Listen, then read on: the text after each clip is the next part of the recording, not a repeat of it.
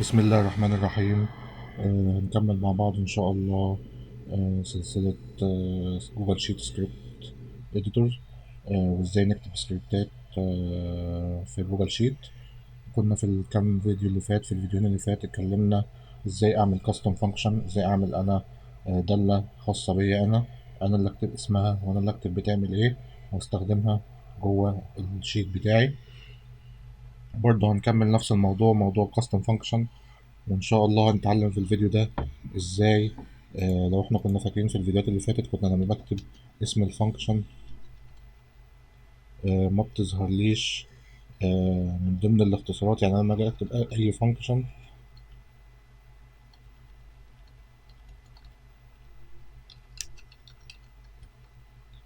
المفروض إن تظهر لي الديسكريبشن بتاع الفانكشن أو الوصف بتاع الدالة بتاعتي تحت هنا. إنما في الدالة بتاعتي اللي أنا بكتبها ما كانش بيظهر معايا أي حاجة. فإن شاء الله في دالة أنا عاملها أهو، اسمها simple sum، وظهر تحتيها الديسكريبشن بتاعها. فهنتعلم مع بعض إن شاء الله في الفيديو ده إزاي نعمل الموضوع ده كده أهو بالظبط. هنيجي كده في السكريبت إديتور، هنفتح جوه الفايل السكريبت إديتور بتاعي،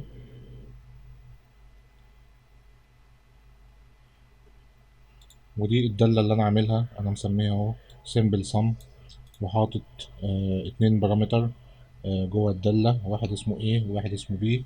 والريتيرن بتاع الدالة دي إن هو بيجمع القيمة بتاعت A زائد القيمة بتاعت B. دي دالة بسيطة جدا، فانكشن بسيطة جدا مفيهاش أي تعقيد. القصة كلها دلوقتي أنا عايز أتعلم بقى إزاي أخلي الوصف بتاع الفانكشن ده يظهر، والفانكشن دي بتظهر مع قائمة الدوال. لما بكتب مثلا، أول ما أكتب حرف اس تظهر لي مع قائمة الدوال اللي بتبتدي بحرف اس. كل ده أنا أقدر أعمله عن طريق الكومنت.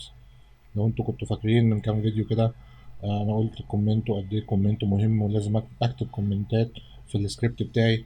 الكومنت ده بيشرح الخطوات بتاعتي اللي انا شغالة بتعمل ايه، عشان لو اي حد فتح الفايل، او لو انا شغال على فايلات كتير جدا وفتحت الفايل وهبقى ناسي طبعا ان الدالة دي كتبتها عشان تعمل ايه، فاقدر من الكومنت اقدر اعرف الدالة دي بتعمل ايه. فهنبتدي كده ونكتب كومنت بسيط جدا جدا. هو تلقائي أول لما أنا عملت العلامة بتاعة الكومنت، راح عمل لي النجوم والعلامة المايلة دي. العلامة المايلة دي نخلي بالنا إن هي علامة مايلة ناحية اليمين، اللي هي علامة القسمة. علامة القسمة في الكيبورد اللي هو بتاع الأرقام، علامة القسمة. عشان في علامة مايلة تانية ناحية الشمال جنب الإنتر، لو عملتها مش هي دي، يبقى هي العلامة المايلة ناحية اليمين اللي هي في الأرقام اللي في يمين الكيبورد، اللي هي علامة الاسم. طيب احنا قلنا الكومنت دي سطور في السكريبت بتاعي. لما بنيجي نترجم السكريبت ما بيقراهاش وبيجي جنبها. دي ليا انا او لاي حد يفتح الفايل بعدي يبقى عارف السطور اللي بعد الكومنت دي هتعمل ايه. فانا هكتب مثلا this function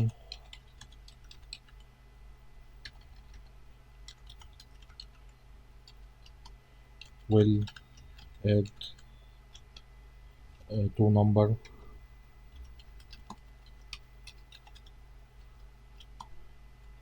and return the result.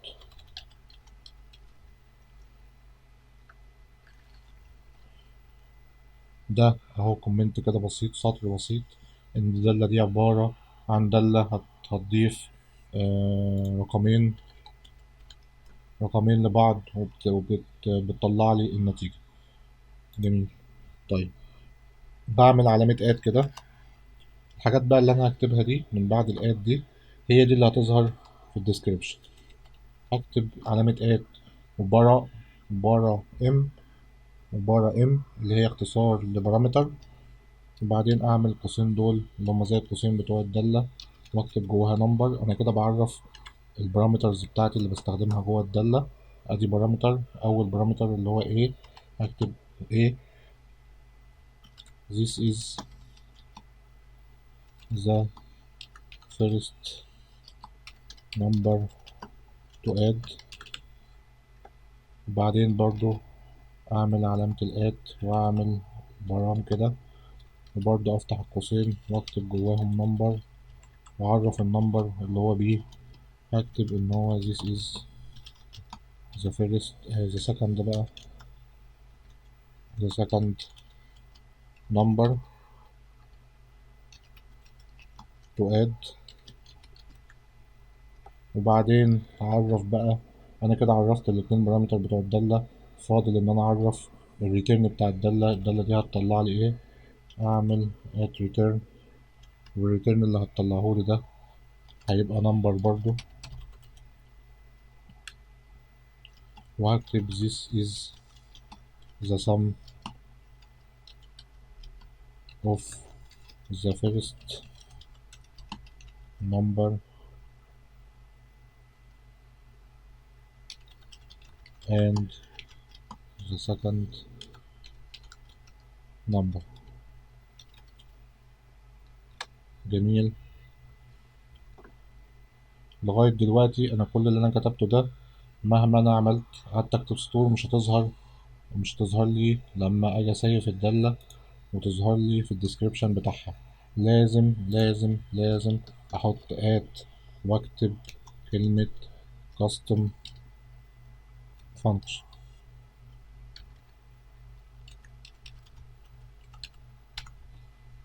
هو السطر بتاع custom function ده هو اللي بيترجم الجزء من الكومنت اللي عند ده وبيظهر لي في الديسكريبشن بتاع الدالة. هاجي أسيف الدالة كده بتاعتي. أنا أهو كتبت أول سطر ده تعريف للدالة بتعمل إيه، تاني سطر كتبت علامة بعدين برم اللي هو اختصار لبارامتر، والبارامتر ده اللي هو نمبر، عرفت ايه البارامتر بتاعي اللي هو ايه، اللي هو عبارة عن الفيرست نمبر تو اد. وبرضه البارامتر التاني برضه عبارة عن نمبر اللي هو بي، وده السكند نمبر تو اد. ولازم اعرف الريتيرن ايه اللي هيطلع من الدالة. هيطلع نمبر اللي هو السم اللي هو المجموع يعني، الفيرست نمبر الرقم الاولاني مع السكند نمبر. ولازم اكتب في الاخر كلمة اد وكاستم فانكشن. جميل. انا سيفت كده. انا دلوقتي هرجع للجوجل شيت بتاعي، الفايل اللي انا كاتب فيه السكريبت بتاعي، وهجرب دلوقتي اكتب سيمبل. كتبت اس اي ام، ظهرت لي اسم الفانكشن اهي، سيمبل سم. وذيس فانكشن اللي هو التعريف الاولاني اول سطر خالص. this function will add the numbers and return the result. ده اول سطر مكتوب في الكومنت. لو رجعت اول السكريبت بتاعي، ده هو اول سطر مكتوب في الكومنت، هو اللي ظهر لي تحت اسم الفانكشن. تمام. واول لما افتح القوس بتاعي ظهر لي بقى الوصف بتاع الدالة كله. simple sum عبارة عن قوسين اهو A زائد B، وعامل لك example اللي هو number وكوما number واباوت اللي هي اللي انا كاتبها اول سطر في الكومنت اللي احنا قلناها. وبعدين عرف الايه دوت الفيرست نمبر تو اد، والبي ده السكند نمبر تو اد. جميل جدا. فانا هحط القيمة الاولانية بتاعت الخلية دي، وبعدين كوما، والقيمة بتاعت الخلية التانية، واعمل انتر. ظهر لي اهو النتيجة اللي هي 16. واقدر اعمل لو هنا برضو رقمين مختلفين، اقدر اعمل كليك ودراج لتحت، والدالة برضو هتشتغل ويجمع معايا. فشيء ظريف جدا اهو. انا قدرت اعمل دالة، اي دالة اقدر اعملها، واقدر اضيف الوصف بتاعها عن طريق الكومنت بتاعي. وهنكمل كده مع بعض، ممكن نكتب دالتين كمان كده تحتهم بالوصف بتاعهم، كل ده في سكريبت واحد، واقدر اشتغل عادي. الدالة التانية مثلا وليكن برضو اعمل دالة تجيب لي المربع بتاع الرقم اللي هو السكوير بتاع الرقم، اللي هو بتضرب الرقم في نفسه.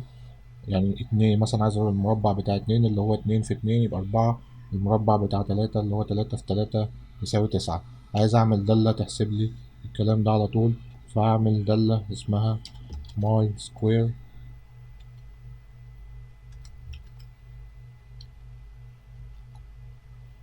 والبارامتر بتاعها هسميه نم كده، اللي هو اختصار لنمبر. وافتح القوس بتاع الدالة بتاعتي، وهعمل الريتيرن فاليو. هيعمل لي ايه؟ هيضرب النم في نم برضو تاني، هيضرب الرقم في نفسه، وهي دي الدالة بتاعتي. طيب عشان اعمل لها الوصف بتاعها برضو لازم اعمل كومنت بتاعي، اقول مثلا برضو this function will return the square of the number. تمام. هعرف البارامتر. انا عندي هنا بارامتر واحد اللي هو num، ده عبارة عن number، بعدين هكتب اسمه اللي هو num دوت the number we want to get، يعني عايزين نجيب x square. بعدين أعرف الريتيرن، والريتيرن ده برضه المفروض إن هو يطلع نمبر، ده يجيب لي السكوير اوف ذا بارامتر. ولازم قلنا إن أنا آخر سطر أكتب ده custom function، وأسيف كده البروجكت بتاعي. عايز أنا برضو أجيب أعمل الدالة التانية ديت تجيب الأس الثلاثي بتاع الرقم، يعني بتجيب الكيوبيك متر بتاع الرقم. نفس الكلام أنا هاخد الدالة دي كده، أنا هحاول بس عشان يطلع الكلام يبان في وسط الفيديو. الدالة دي هسميها ماي كيوب، وديت بقى بتضرب لي الرقم في نفسه 3 مرات، نم في نم في نم. وهعمل اسم الدالة this function will return the cube of the number. تمام كده، وانا كده عملت دالة تالتة على طول. يبقى انا عندي في السكريبت بتاعي اهو 3 دوال، كل دالة مكتوب فيها الديسكريبشن في الكومنت، ومكتوب الدالة دي تعمل ايه بالظبط. هرجع للفايل بتاعي، انا عندي اهو مثلا ارقام 1 2 3 4 و5. انا عايز بقى اجرب الدالة بتاعتي الجديدة اللي هي الدالة اللي اسمها ماي سكوير. شفت اول ما كتبت كلمة ماي طلعت لي هي ماي سكوير، وادي اول سطر في الكومنت بتاعي اللي هو this function will return the square of the number. وادي الدالة بتتكتب ازاي، بكتب ماي سكوير وبكتب بين قوسين الرقم، وفي الاخر خالص ايه هو تعريف النم دوت اللي هو البارامتر the number we want to get its square، the number we want to get its square. واحط، معلش انا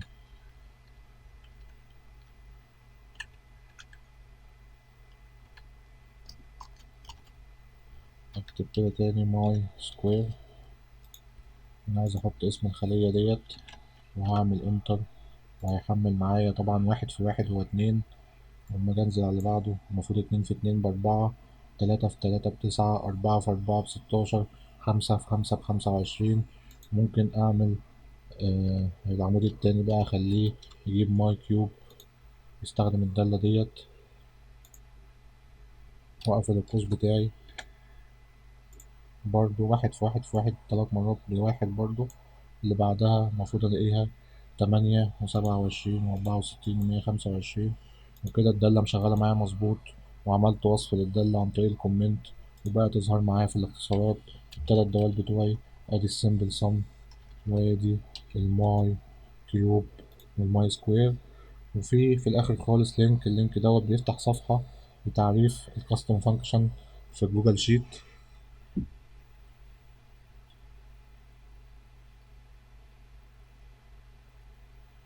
ده بقى جايد لاينز ازاي تعمل كاستم فانكشن وازاي تكتب الكومنت. آه، يفضل يعني ممكن تقروا الكلام اللي مكتوب فيه، ممكن تستفيد بحاجة أنا مش عاملها أنا أو أنا مش كاتبها. بس عموما أنا شرحت كده شرح مختصر إزاي أعمل كاستم فانكشن وإزاي أستخدمه. وأدي هو هنا شرح لك إزاي تكتب الكومنت أهو، وتكتب البارامتر والريتيرن، ولازم تكتب كاستم فانكشن. ودي دالة تعمل تجيب الدبل، يعني تجيب الضعف الرقم، تجيب ضعف الرقم. ودي حاجة بقى ادفانسد شوية. اللي عايز يخش على اللينك ده يكتب اي دالة يخش على اللينك، او ممكن انا احطه في الوصف بتاع الديسكريبشن بتاع الفيديو ان شاء الله، مفيش مشكلة. واتمنى ان احنا نكون استفدنا من الفيديو وعرفنا ازاي نكتب دالة بسيطة جدا جدا. واهم حاجة كومنت عشان يظهر الوصف بتاع الدالة بتاعتي، وعشان نقفل الفايل ده بقى بطريقة احترافية كده. ممكن نعمل حاجة كمان، دي حاجات بقى برضو بتبقى كومنت، بس الكومنت ده بيتكتب أو في الأول خالص بيبقى وصف للفايل كله. ممكن أكتب مثلا these are all functions that will be used to perform simple operation. وبعدين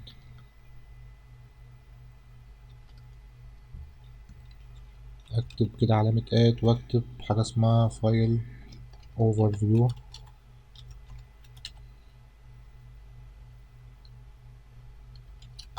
وأكتب برضو تعريف كده صغير للفايل. this file contain simple math functions. وبعدين أعمل حاجة اسمها الأسر ده اللي هو مالك الفايل. أنا مثلا اسمي محمد صلاح. وبعدين بدي فيرجن للفايل. المفروض أي حد بيشتغل برضو في موضوع البرمجة ده يعرف إن كل فيرجن بيكتبه بيديله، أو كل نسخة يعني بيكتبها من الفايل أو من السكريبت بتاعه بيديها كده رقم. المفروض إن هو لو عمل حاجة بسيطة، يعني لو غير حاجات بسيطة جدا يغير الفيجن ويخليه 1.1، غير حاجات ميجور حاجات كبيرة، ضاف مثلا دوال جديدة أو سطور جديدة يخليها رقم 2 وهكذا. آه، ده بقى عشان تبقى شغال شغل احترافي، يعني تكتب وصف كده للفايل بتاعك كده فوق وتديله فيرجن، وتكتب الأسر بتاع الفايل. طبعا الأسر دي ناقصة أو، وتكتب وصف كده للفايل كله. وبعدين قبل كل دالة أو قبل كل سطور بتعمل إيه تكتب عليها كومنت. عايز كاستم فانكشن لازم تعرف الفانكشن بتاعتك بالطريقة دي، عشان يبقى الشغل بتاعك شغل احترافي ميبقاش شغل عشوائي. وأتمنى إن احنا نكون استفدنا مع بعض، وإن شاء الله نتقابل في الفيديوهات القادمة.